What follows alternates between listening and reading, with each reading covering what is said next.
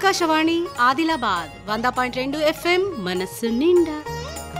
ఓ మరణానంతర జీవితం. గురజాడ 1915లో చనిపోలేదు, అప్పుడే ఆయన జీవించడం ప్రారంభించాడు అన్నారట దేవులపల్లి కృష్ణశాస్త్రి. ఇది కేవలం చమత్కారం కోసం చేసిన మాటలాట కాదు సుమా. బతికుండగా గురజాడను మన ప్రధాన స్రవంతి సాహిత్య ప్రపంచం పెట్టిన బాధలను తీవ్రంగా అభిశంసిస్తూ కృష్ణశాస్త్రి చేసిన విమర్శ అది. 30 ఏళ్ల ప్రాయంలోనే 1892లో కన్యాశుల్కం లాంటి చరిత్రాత్మక నాటకాన్ని రాయగలిగిన మహాకవి కీర్తికాయానికి దుమ్ము దోగర్లో దొల్లాడే సాహిత్య చెతపురుగులు చేయగలిగిన హాని ఏమీ ఉండదనే ఆ విమర్శ సారాంశం. కవియు మరణించిన ఒక తార గగనమెక్కినని జాషువా ఇదే భావాన్ని వేరే మాటల్లో వేరే సందర్భంలో చెప్పారు. ఒక్క వ్యక్తి బతుకంతా తీవ్రమైన అనారోగ్యంతో పోరాడి అలిసిపోయి 53 ఏళ్ల వయసులోనే కన్నుమూసిన అర్భకుడు కవిత్వం, కథానిక, భాషా పరిశోధన, చరిత్ర పరిశోధన, శాసన శోధన తదితర రంగాల్లో అసాధారణ ప్రజ్ఞ కనపరచడం ఎంత అరుదైన విషయమో ఆ వ్యక్తి మరణించి 103 ఏళ్ళు గడిచిన తర్వాత కూడా ఇప్పుడు చెప్పుకోవడం హాస్యాస్పదంగా ఉంటుంది. ఒక్క గురజాడ రచనలకే కాదు, 20వ శతాబ్ది తెలుగు సాహిత్యానికి అంతటికీ తలమానికమైన కళాఖండం కన్యాశుల్కం నాటకం.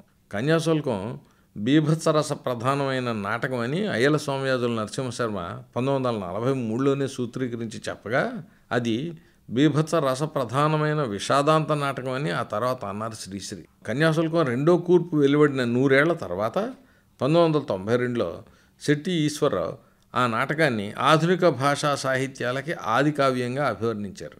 ఒక్క రచనని తన 30 ఏళ్ల ప్రాయంలో రచయిత రాసిన నాటకాన్ని ఇంతమంది మహానుభావులు ఇన్ని విధాలుగా విశ్లేషించడం దాని అపూర్వతకి నిదర్శనం.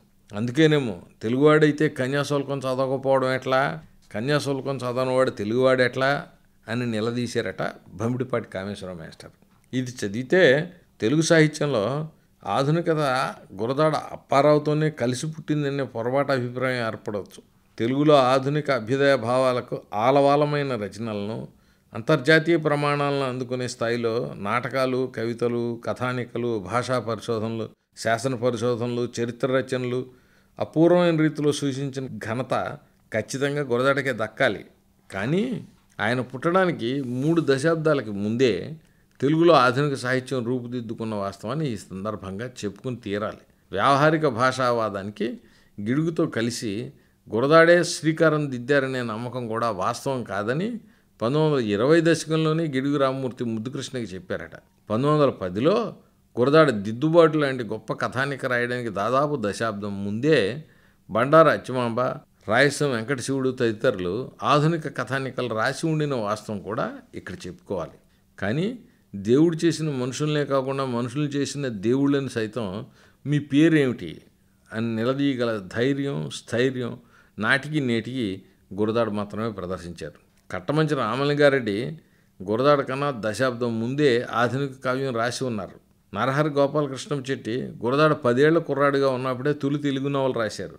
ఈ వాస్తవాలు ఏవి గురజాడ గొప్పతనాన్ని తగ్గించవనే విషయం ఎవరికి తెలిసినా తెలియకున్నా ఉత్తమ సంస్కారైన అప్పారావుకి ఖచ్చితంగా తెలుసు. ఎందుకంటే అత్యధిక సంఖ్యాకులైన సామాన్య జనానికి విద్యాబుద్ధులు నేర్పడం అనేది మన సనాతన సంప్రదాయంలో ఎన్నడూ భాగం కాదు అని చెప్పినోడు గురజాడ ఒక్కడే.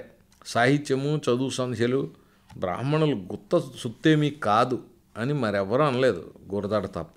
చారిత్రకంగా గురజాడ తన తరం కన్నా ఎంత ముందున్నాడో చాటి చెప్పే ప్రకటనలు ఇవి.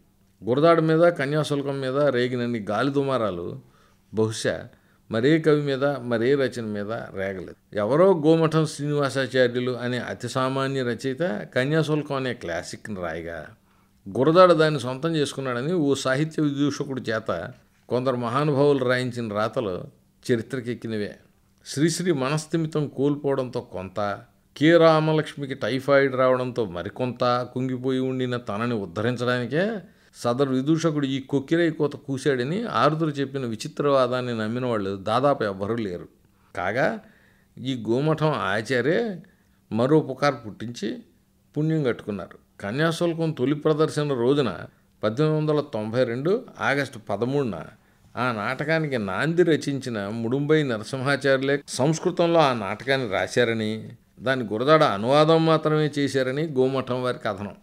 ఇదే గోమఠం తన పుస్తకం ఒకదానికి గురజాడి చేత ముందు మాట రాయించుకుని ఉండడం గమనార్హం. నీలగిరి పాటలు లాంటివే ఈ గోమఠం ఆచార్యులు కూడా రాశారు. వాటిని చూస్తే అతగాడు కన్యాశుల్కం రాయగలడో లేడో ఎవరైనా కనిపెట్టేస్తారు. విజయనగరం సంస్థానంలో గురజాడికి దక్కుతూ ఉండిన ప్రాధాన్యం చూసి సహించలేని వాళ్లే ఈ కట్టుకథలు పుట్టించారని శెట్టి ఈశ్వరరావు, కేవీఆర్, అవసరాల, బంగోరే తదితరులు ఏనాడు రుజువు చేశారు.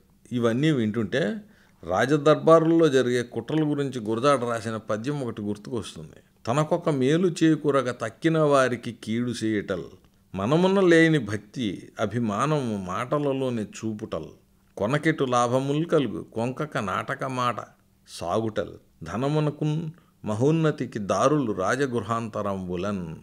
బిలహణీయ నాటకంలో కూడా ఈ దర్బారీ కుట్రల గురించి రాశారు గురజాడ. బహుశా స్వానుభవాల ప్రాతిపదిక మీదే వీటిని రాసి ఉంటారనిపిస్తుంది. భాషాశాస్త్ర పరిశోధన రంగంలో గురజాడ కృషి చాలా కాలం తెలుగు పరిశోధకులు పట్టించుకునే లేదు. ముఖ్యంగా 1914లో మద్రాస్ యూనివర్సిటీ తెలుగు కాంపోజిషన్ సబ్ కమిటీకి గురజాడ సమర్పించిన అసమ్మతి పత్రం చారిత్రక ప్రాధాన్యాన్ని 5.5 దశాబ్దాల తర్వాత గుర్తించారు మన వాళ్ళు. 1968లో 4 మాసాల పాటు ఆంధ్రప్రభ ఆదివారం సంచికలో ఈ డిసెంట్ పత్రం అనువాదాన్ని ప్రచురించింది. పోరంకి దక్షిణామూర్తి ఈ చరిత్రాత్మక పత్రాన్ని అనువదించారు. ధర్మిల విశాలాంధ్ర ప్రచురణ సంస్థ దాన్ని పుస్తక రూపంలో వెలువరించడంతో భాషాశాస్త్ర పరిశోధకుడిగా గురజాడ కృషి 10 మందికి తెలిసింది. గురజాడ జీవితకాలంలోనే ఈ పత్రాన్ని వావిళ్ళ సంస్థ ప్రచురించింది. కానీ ఇంగ్లీష్లో ఉన్న ఈ పత్రంలో ఏముందో ఆ భాష తెలియని వాళ్ళకి బోధపడలేదు. సిపి బ్రౌన్ ప్రచురించిన వార్స్ ఆఫ్ రాజాస్ అనే చిరుపత్రం ఆధారంగా గురజాడ చివరి రోజుల్లో రూపొందించిన ఉపవాచకం చరిత్ర పరిశోధన రంగంలో ఆయన ఆసక్తికి నిదర్శనంగా నిలుస్తుంది. 5-6 ఏళ్ల తర్వాత వావిళ్ళవారు ఆ పుస్తకాన్ని పునర్ముద్రించిన 2003లో ఈ పుస్తకం అనంతపురం స్థానిక చరిత్ర పునర్ముద్రణ జరిగేంత వరకు ఈ ఉపవాచకం గురించి తెలిసిన వాళ్ళ సంఖ్య బహుపరిమితం. ఇక శాసన పరిశోధన రంగంలో గురజాడ కృషి ఇప్పటికీ రికార్డు కానేలేదు. గురజాడ మొదట్లో ఇంగ్లీష్లోనే కవిత్వం రాసేవారు. రీసెంట్ రయ్యత్ అంటే రాజు రైతు అనే పత్రిక సంపాదకుడు శంభుచంద్ర ముఖర్జీ గురజాడ దృష్టిని తెలుగు కవిత్వం పైకి మళ్లించారు. ఆయన ఇంగ్లీష్ కవిత్వ సంకలనం స్వతంత్రంగా వెలువడనే లేదు. ఇవన్నీ మన తరం ముందు ఇప్పటికీ మిగిలి ఉన్న లక్ష్యాలు. సుకవి జీవించు ప్రజల నాలుకలపైన అన్నాడు కవికోకిల జోషువా. గురజాడ అప్పారావు ఈ ప్రకటనకి అక్షరాల మూర్తిభావం. 125 ఏళ్ల కిందట గురజాడ రచించి ప్రదర్శింపచేసిన నాటకం కన్యాశుల్కంలోని డైలాగులు ఇప్పటికీ వీధి వీధిన వినిపిస్తూనే ఉంటాయి.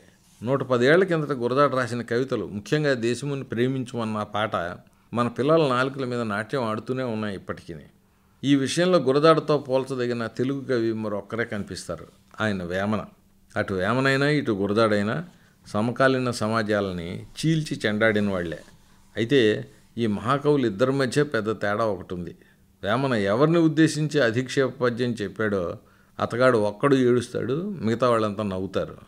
గురజాడ వ్యంగ్య వ్యాఖ్యలు వింటే అందరితో పాటు ఆ బాధితులకి నవ్వు వస్తుంది. అయితే ఎవరినో నవ్వించడానికి గురజాడ కలం పట్టలేదు. ఆనాటి సమాజంలో నెలకొని ఉండిన సిగ్గుచేటైన పరిస్థితిని 10 మంది దృష్టికి తీసుకురావడానికే తాను కన్యాశుల్కం నాటకం రాశానని గురజాడ ముందు మాటలోనే చెప్పారు. కానీ కన్యాశుల్కం నాటకం ముగింపు చూసి మనందరితో పాటు నెపోలియన్ ఆఫ్ యాంటీ న్యాచ్ గిరీశం కూడా కడుపు పగిలేలా నవ్వుకునే ఉంటాడు. అది గురజాడ శిల్పం మహిమ. అందుకే ఆయన మరణానంతరం కూడా మన మధ్య మహారచయితగా జీవిస్తూనే ఉన్నాడు. ఆకాశవాణి ఆదిలాబాద్ 100.2 FM మనసు నిండా.